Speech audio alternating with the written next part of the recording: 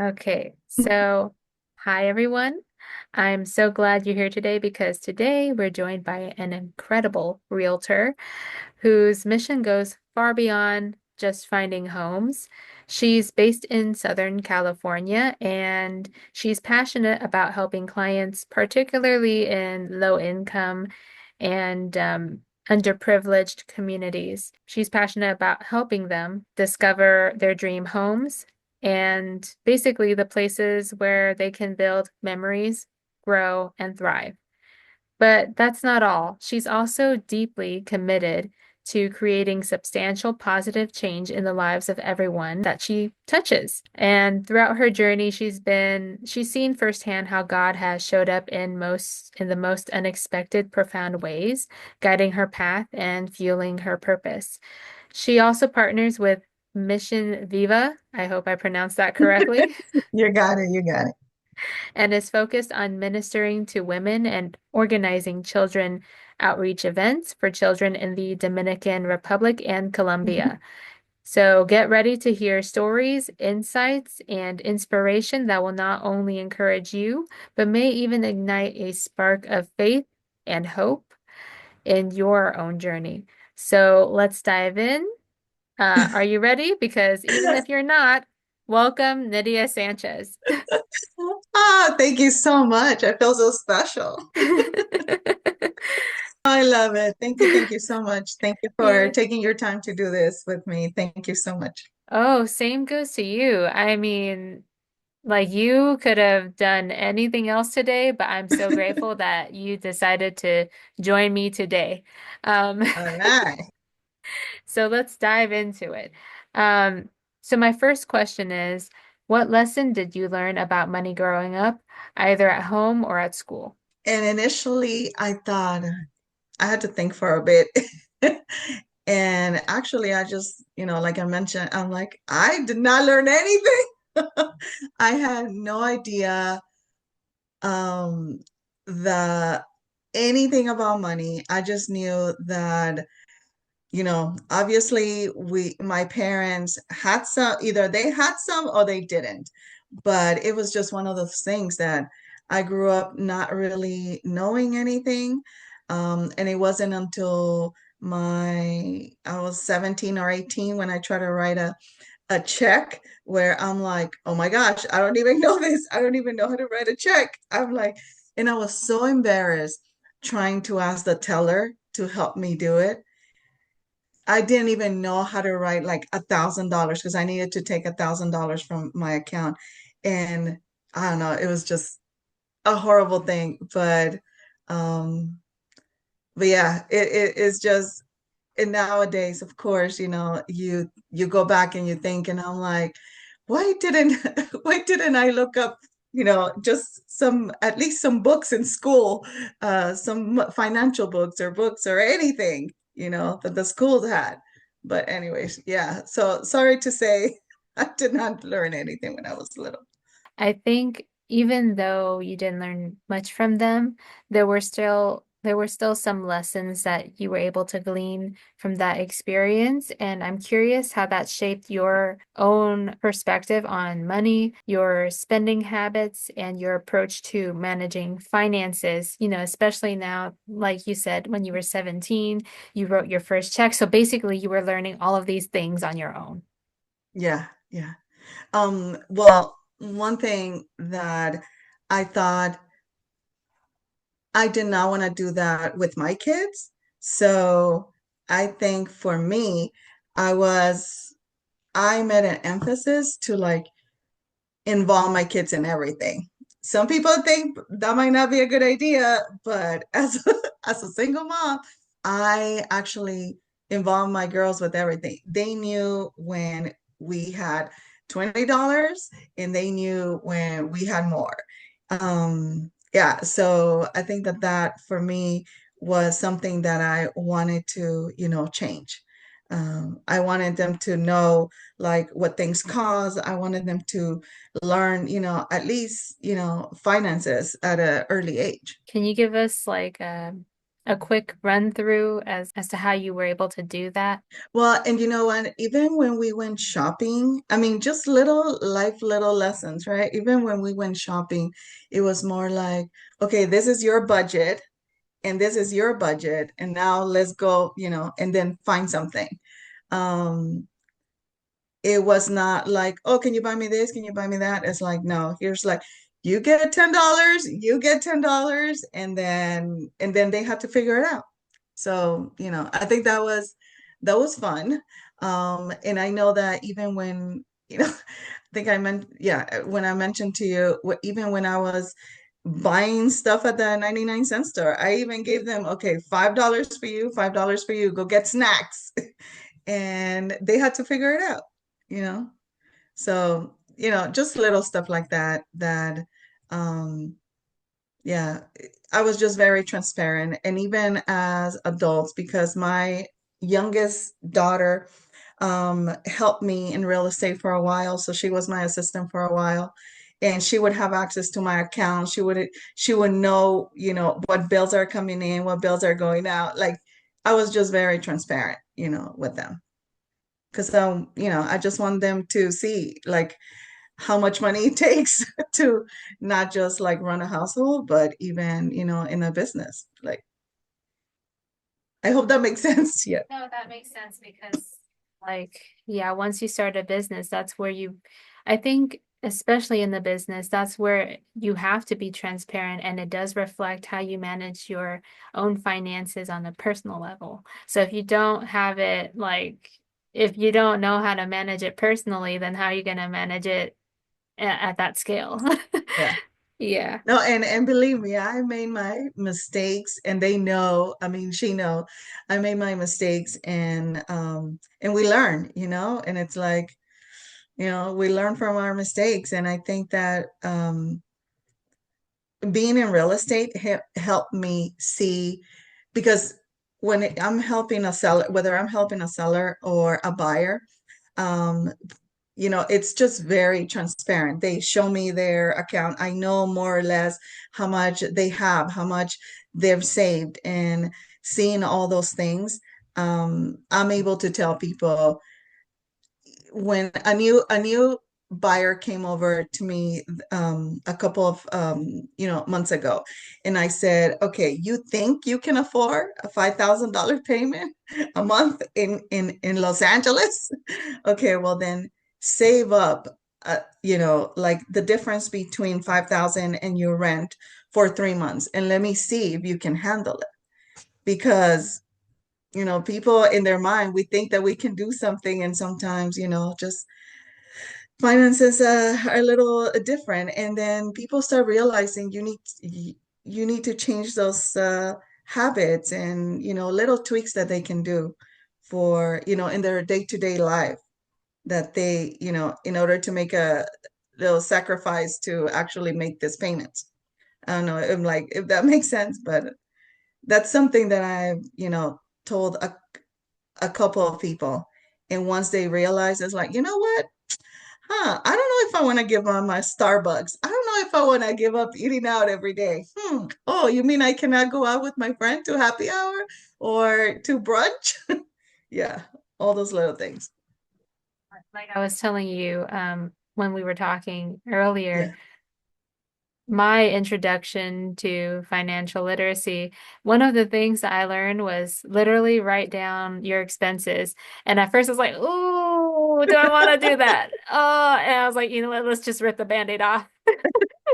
Yeah. Yeah. Well, funny you say that, because I think my reality call was when I had to do my taxes. Of course, like, I have to do my taxes, and I went through my account. Um, and you realize, I'm like, there's a lot of restaurants here. Hmm. Another Mhm. restaurant here is like, what what was I doing this? Was that a business expense? I don't think so. Right. So yeah, just seeing your account and being transparent about, your expenses is just like such a reality call. It's just crazy. Yeah, totally. Again, going back to your parents, I'm curious how they navigated risks and challenges in their lives. And I was wondering how that shaped your perspective, especially in entrepreneurship, because that's basically what being a real estate, being in real estate is. Well, my parents, they did not want to involve us kids. I have two other sisters, so it's three girls. They did not want to involve us in anything financial. I don't remember whether they're going through, challenges or stuff like that. Um, Whenever they were, maybe we couldn't just, go to the store and buy, whatever we wanted. But in reality, it's like they made a point not to involve us in it because they felt like kids shouldn't have to deal with, financial issues. So in their mind, I know that it made sense for them. But in my mind, I'm thinking like, I was upset when I was a teenager and I had to like, I moved out on my own when I was 17. So, you know, 17, 18, and I'm thinking like, there's so many things that I didn't, lessons that I didn't learn. So that's one thing that definitely shaped me is to make sure that at least my daughters knew more than what I did when I was growing up. Yeah. I'm like, I hope that makes sense because I know that, yeah, every family is different, but you know, and I know sometimes we think that we're doing the best for our kids to, shelter them from, hardship or, reality, but it was just harder, being an adult and being sheltered from all that. What were some financial lessons that you intentionally avoided teaching your children, just based off of that experience growing up? Well, I think that just the same, like over sheltering them, you know. I think that I wanted them to kind of like see what reality was and yeah, I think that over sheltering them, I always made a point not to do that because I wanted them, especially being a single mom, like I knew that I wanted them to be independent. Always, that was my purpose. It's like, and even my oldest daughter, she's 31 now. She lives on her own. She's independent. She's, just budgeting, saving, whatever she's doing. And I'm very proud of her because again, it's like, um, it even though when they were little, everything was on a smaller scale. Now that it's on a bigger scale, now I see like, the fruits of whatever we planted when they were little. So I'm very, happy to see that in their lives. When my daughter pays off her car, I'm like, yay, it's like, all right, good. How do you think your children see money now? Do you think they see it the same way as you do, or have they developed different perspectives? And what do you think that is? Yeah, I would love to ask them that question, because I would really want to know. Um, it's funny because I raised two girls and right now they're both totally different, It's like one is a saver, she loves saving and having her little nest. And the other one, she's a spender, but she's an investor, you know. She will invest in things and make money, with, stocks or something.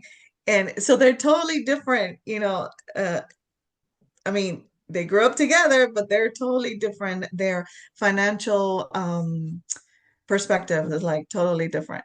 So I think it's very personal, you know just whatever I taught, it's like they took it and they run different ways. So yeah, And so I wanted to ask you, how did you get into real estate? yes. So kind of like I mentioned, I back when what is it? The bubble burst, the real estate market crash in 2008. I was working with a lender. And then after everything, went down, one of my mentors actually connected me, and I work for a major, banking institution trying to assist people with modifications and short sales so they wouldn't lose their homes. And that's when I just heard like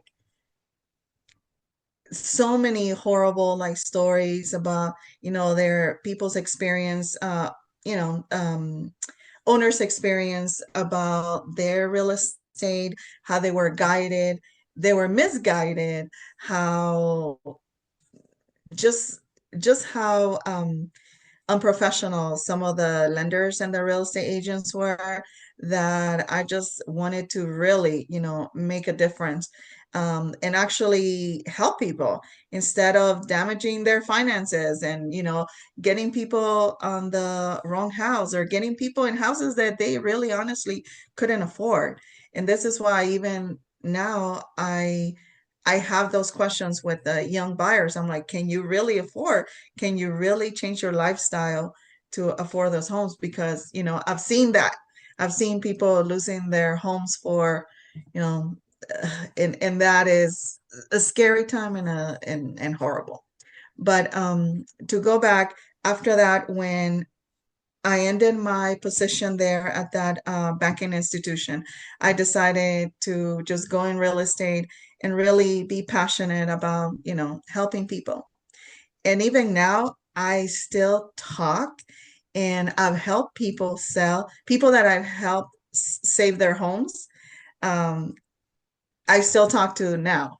I was just invited to one of my clients, and as she turned 60, um, and she stopped the celebration and she introduced me to everyone at the party, and she said, this is who like saved my home, because I had two little girls and she saved my. So it's just amazing and heartwarming that, I mean, that was 2000 and 9 or 10 when I saved her house. And I'm like, even years later, that impact still, you know yeah, touches her. And she still remember. I even forgot. But, so I thought that was really beautiful. And my purpose was to get into real estate, to do things, kind of like the right way, to be the real estate agent that people I can actually trust. In what ways did real estate, let's just say after some time, after Yeah. you joined the industry now, in what ways did real estate change the way that you view finances? Seeing my clients, their finances and being transparent, I I don't want to do mistakes that they've made. And I also want to apply some of the, positives that I've seen other clients make, in regards to investment, in regards to how they manage their finances, just everything. I think that I get a hands perspective that a lot of people don't get, because I get to, see people's finances, and I get to learn from them, either positive or negative, but at least, I think that that's an advantage to, Mhm. to me. I have investors that they're like, um, their goal is to just keep investing in rental properties. So I see how they manage. I see, what kind of tools they've used. I see, and I learn through them. So that's another, great thing Mhm. that I love about my job. Mhm. And I'm thinking about this question, but I don't want to go against like, your contract or, who you Yeah. partner with. So I'm curious if there's one big takeaway. What do you think, what kind of strategy do you think could benefit most people, especially if they're looking for a home?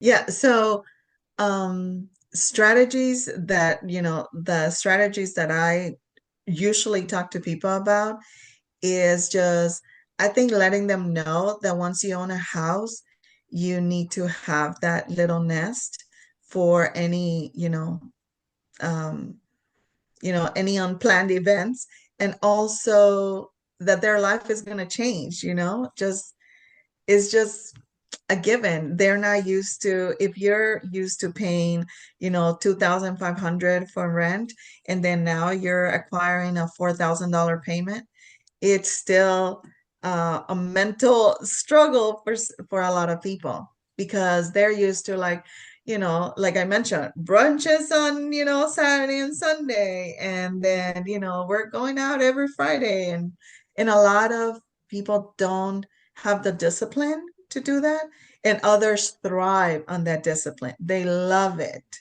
They love having, like you mentioned, like a planner, a budget. They love that. But I think that as long as you're aware that homeownership is amazing, but then again, it does take some discipline.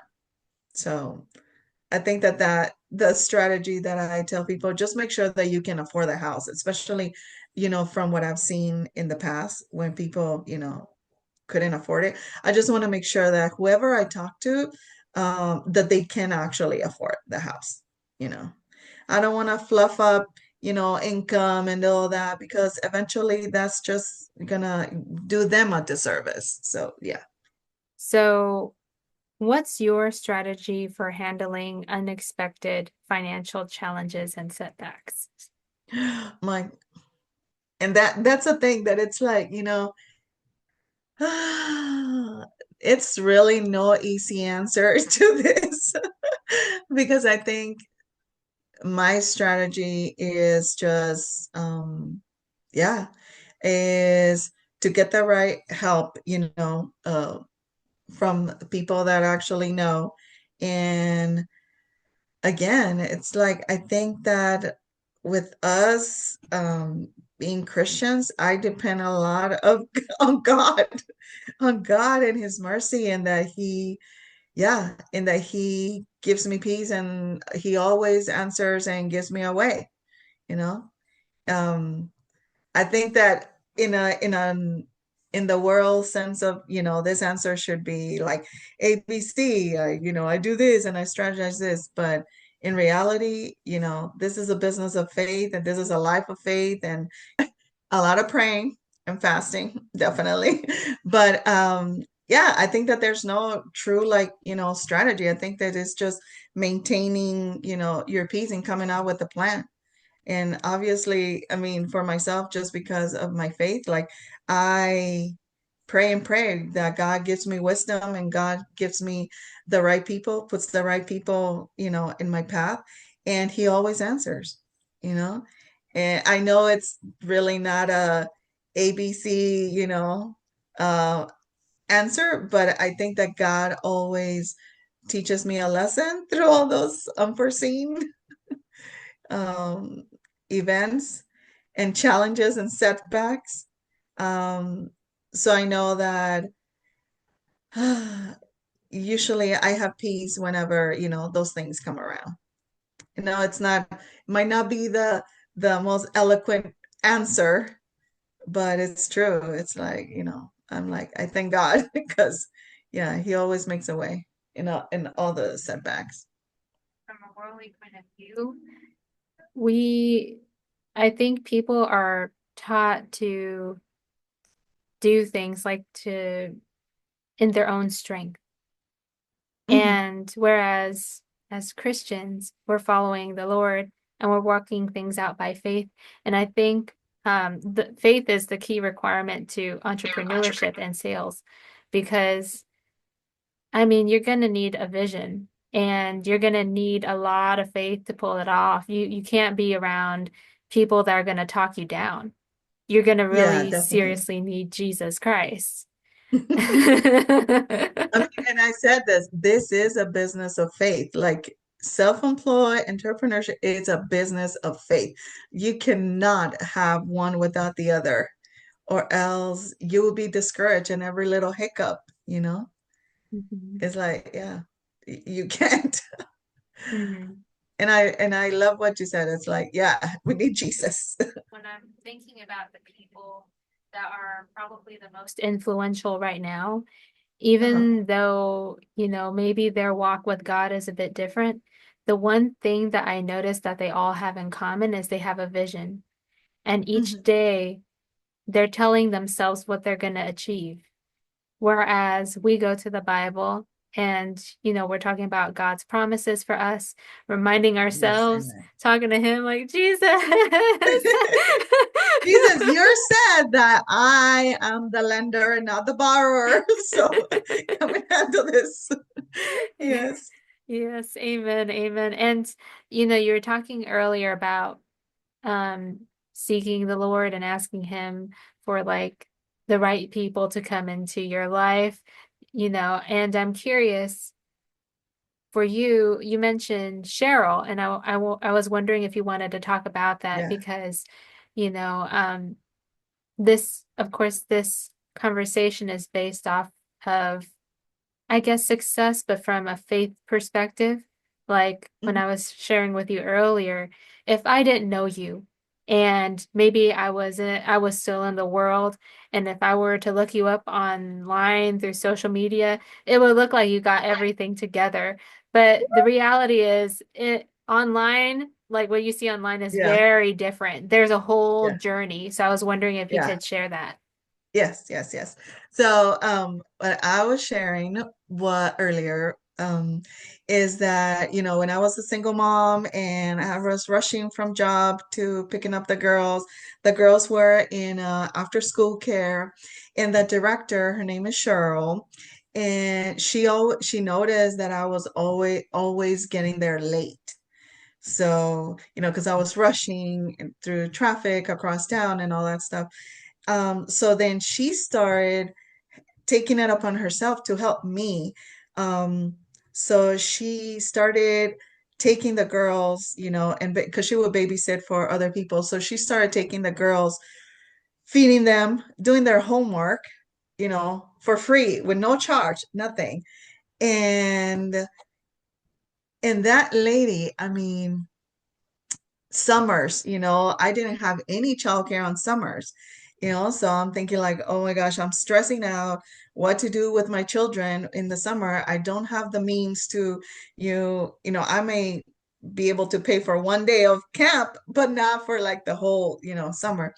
So then Cheryl, she started taking them during the summer. And again, she would have their little field trips. They would go to the beach. She would buy them food.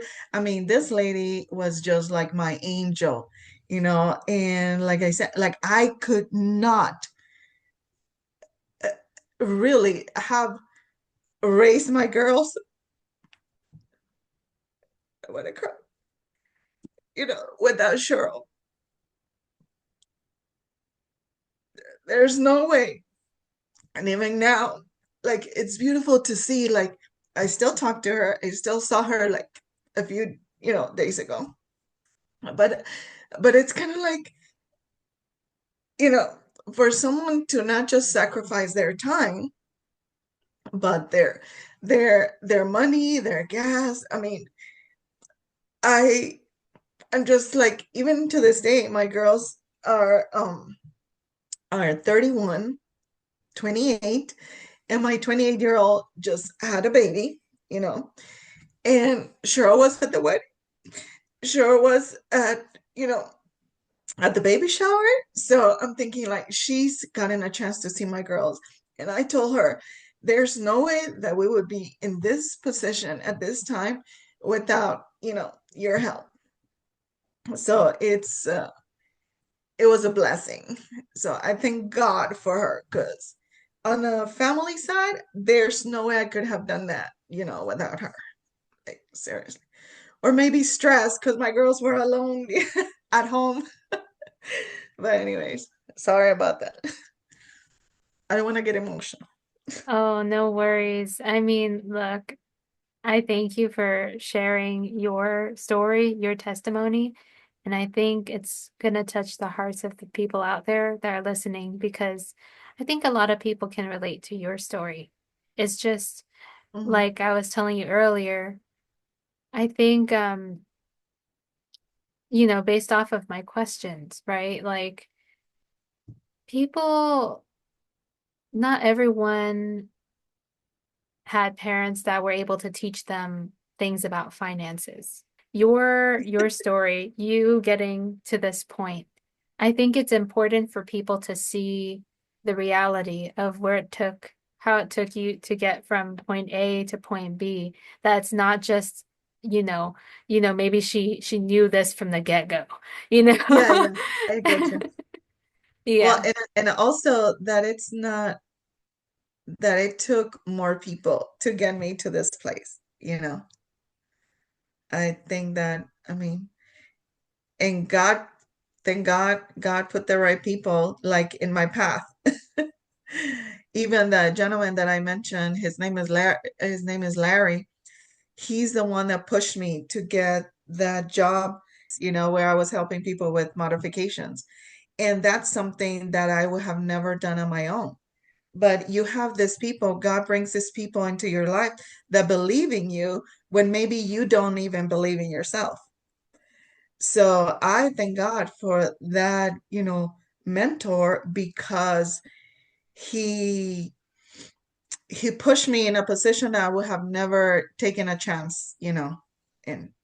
And that's where I met my husband. So thank God for that too. that's And that's how sweet. I got into real, and that's another reason, again, the main reason why I got into real estate. Everything has been kind of like, brought me to this place, but there were a lot of, true people and blessings, that brought me here.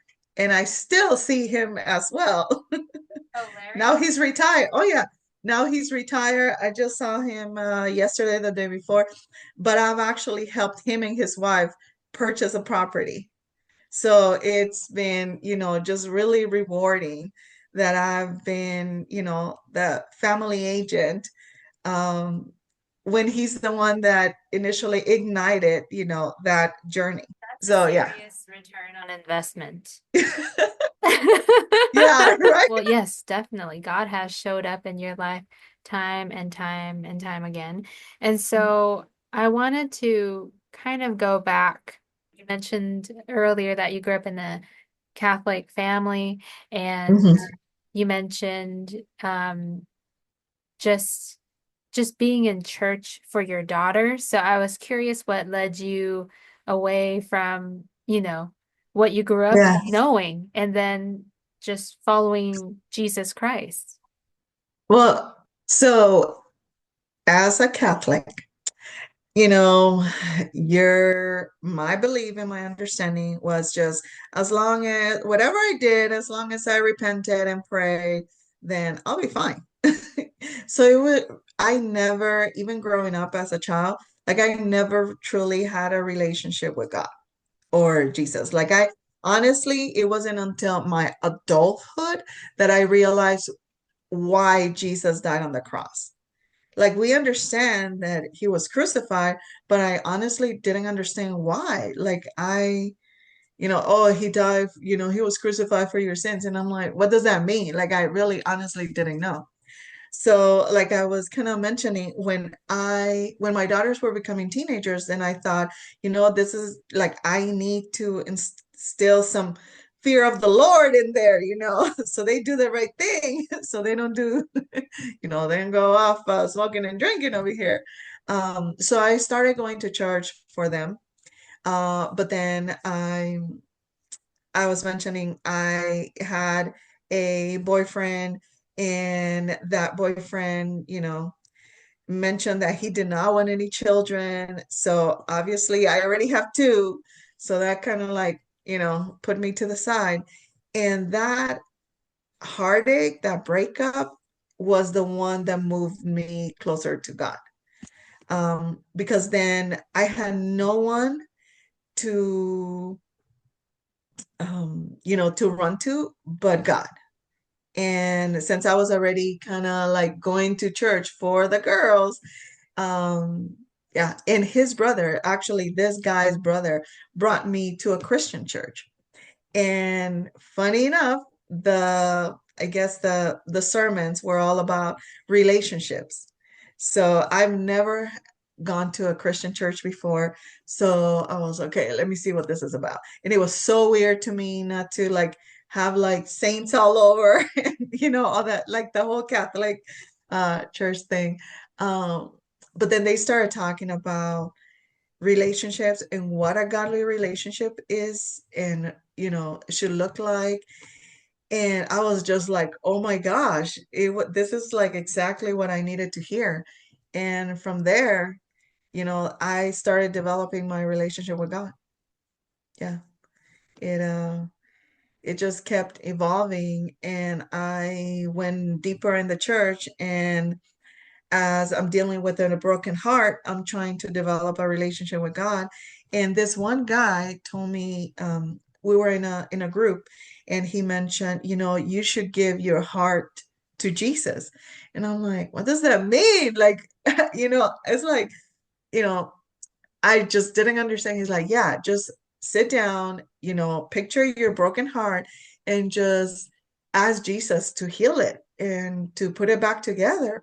And I'm thinking like, okay, let me try this because I had no other choice. So I'm like, okay, fine, I'll try this. So I'm like, Jesus, this is my heart and you know what I've been going through. So please, heal it. And just the most amazing peace came over. And ever since that day, I'm like, oh my gosh, this is real. like Jesus can answer my prayers, and he can heal my heart. So I think that was like, yeah, that was the moment that I'm like, oh my gosh, this is like real. Like this is what I want to pursue.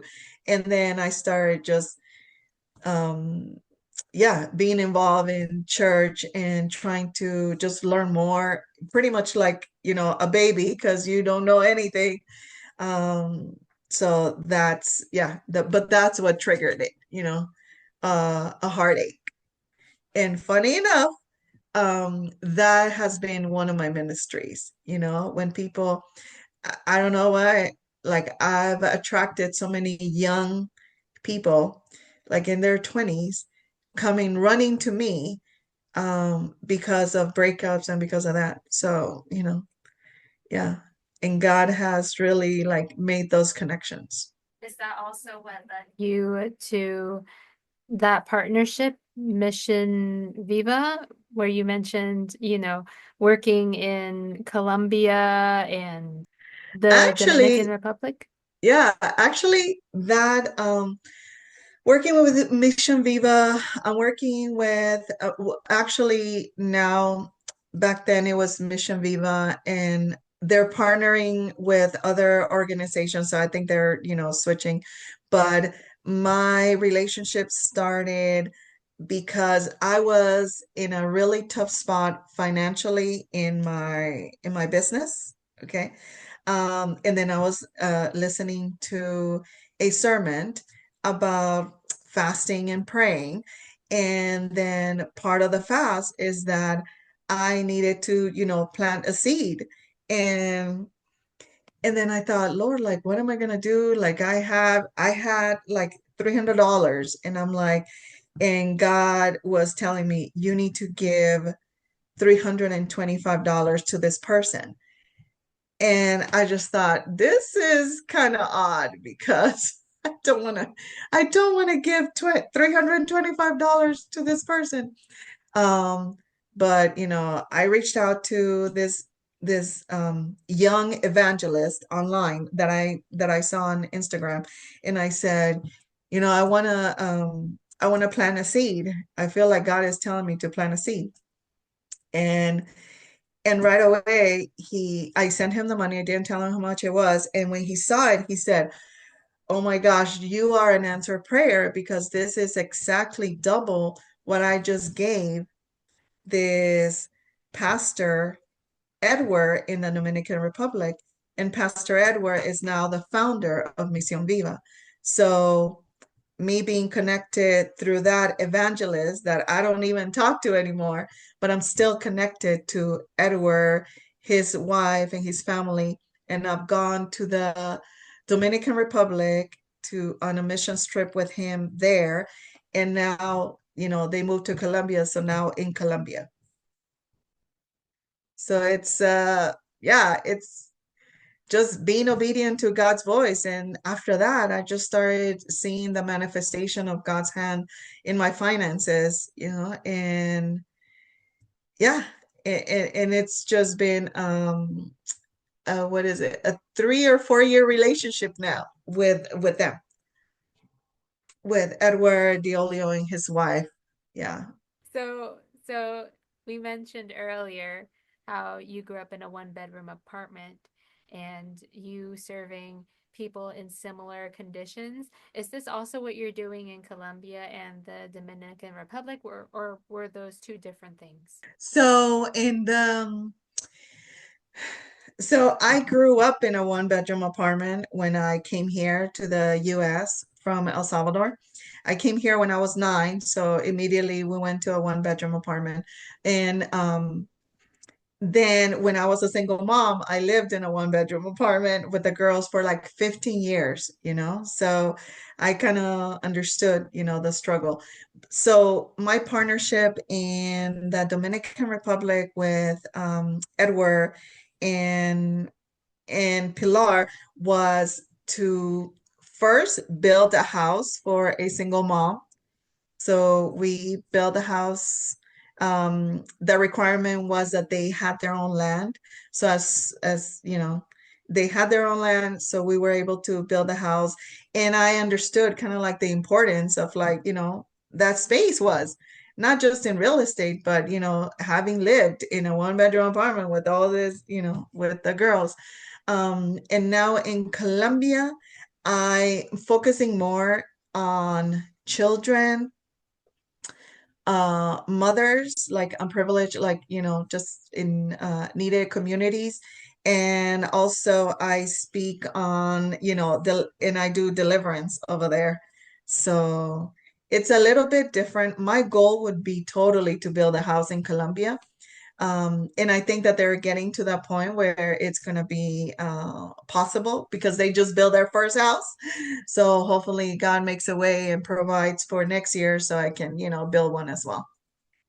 But that is like amazing. Like I was telling you, building a house for someone and just knowing that you did, it's different than actually going there and meeting the people, you know, because that just like, I mean, I was holding everything not to start crying because I'm like, oh my gosh, this is a, and again, it's crying for, happiness where God has brought me from a one-bedroom apartment when I can actually build a little two-bedroom house for someone, and that, I mean, obviously they don't know my story.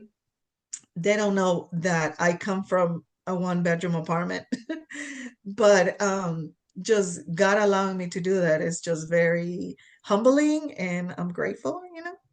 You've come a long way because you mentioned that when you were joining the company, getting into real estate, you mentioned feeling like you were an imposter.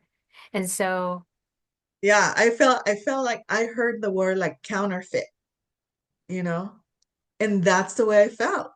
Like I felt like such a counterfeit, you know, because I'm thinking, here I am trying to help people buy and sell their houses, but I cannot even do that for myself, and that was really like an emotional, like, struggle. Definitely. There's a lot of like, you know, I want to say the enemy plants so many doubts and thoughts in your head. And so many times I said, I shouldn't be doing it. I feel like a counterfeit because I'm presenting myself at, someone that knows this, which I did, but in the back of my mind, I'm like, yeah, it was such a struggle, such a mind struggle, you know. And then when God opened the door and we bought our house, is just, obviously I was very, grateful. Um, but at the same time, I'm thinking like, oh my gosh, I felt so much at peace because now I'm like, okay, now that whole counterfeit idea or that, you know, that persona is just goes to the trash. And I'm sure like a lot of people might struggle with that as well. now that you were able to break out of that generational cycle, I'm curious, especially since, you brought your children with you to church services. How Yeah. has God showed up in their life? Oh, okay. Yeah. Well, thank God, I'm happy to say both of my daughters are walking with the Lord, which is like, you know, the most important thing to me as a mother, their souls. And God has, they've seen miracles through me, you know, and in their own lives. Like my daughter who lives here, the one that just had the baby, she works for a church. She works for the music label, for the church. And I love the fact that she's surrounded by such a positive, Christ like atmosphere, that she's surrounded by that. I feel like she's in bubble in the hedge of protection. So I'm just very grateful to that. And her walk has been totally different than my oldest daughter. My oldest daughter is back, walking with God. She's in a ministry at her church, and I think that learning a lot of like the spiritual warfare of aspect of things, I think that that's made a difference, kind of like in their lives, and knowing, like you and I know, like your words have power, like, speak life into your situation, speak life, like don't say, oh, I'm never going to get this job, I'm never going to do, so little stuff like that, that I feel like God has um shown in them himself in, in stuff like that in their lives. And speak life to your children. Yeah. I'm like, we cannot, yeah, I mean, I think that one thing is that if they will tell you, it's like, what have you learned from your mom? And it's like, your words have power. So use them wisely. Like your words have power. How has the Lord changed you from the time you started following him up until now? You know what? I don't know what they would say about me personally, like my personality. I think that they both see my maturity and my growth. But also because we're talking financially, I think that they've seen God's blessings and God work through my life. That by itself is a good example because they know, those 99-cent store trips where that's all we could afford was, $30 a week. And, we're going to the 99-cent store and we all lived in the one-bedroom apartment. To where we are now. I think that just that is a great example for them. They've seen, God's, miracles. And obviously, the fact that we always talked about finances, when they were little, I think that that also helps now because now they see the testimony. Like it's not I have to tell you, oh, when we were little, we didn't have any money. No, they lived it, So I think that that is, they will see that change in my life, you know. Also, obviously, my maturity in prayer, like I'm always like referring them back to, prayer. You need to ask God, you need to pray, you need to, decree, declare, and, forget about the enemy, and all that. I think even my, what's it called? My support comes from a different perspective than when they were little. Sounds like to me, they witness God's grace, his goodness, his faithfulness, and him fulfilling his promises in your life. Yes, amen. See, you can say it so much better. It's like I would be like, Diane, what am I trying to say? Say it. Girl, that was me throughout this interview. What am I trying to say? What legacy do you want to leave behind for your children? Oh, yes.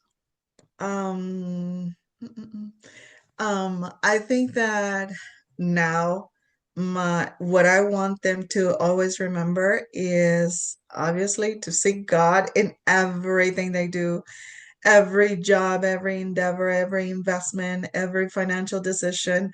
I mean, because sometimes, as you know, what might seem like a great idea to us is not, God's plan and God's will. So I would love for them to, just know that they should always seek to be in God's will and and also that the and also for them to use their finances, their wealth, whatever they're building now to help other people, because I mean, ultimately, I think that that's like the ultimate, legacy for us to, do what the Bible says, it's just like help others, feed the hungry, clothe the naked, I think that that is what I would love for them to, do. I'll be happy in heaven if I see that that legacy be fulfilled. So a big thank you to Nadia Sanchez for sharing her experience and to all of you for tuning in. And if you found this session helpful, please give it a thumbs up and share it with a friend. And don't forget to subscribe and hit the bell icon so you never miss a video. And follow us on social media for other videos, additional I videos, love it. additional Yeah. clips, and keep learning, stay consistent, and you've got this. And thanks for being here. We'll see you on the next one. Take care. Yay, thank you. Bye. Yes. Bye bye.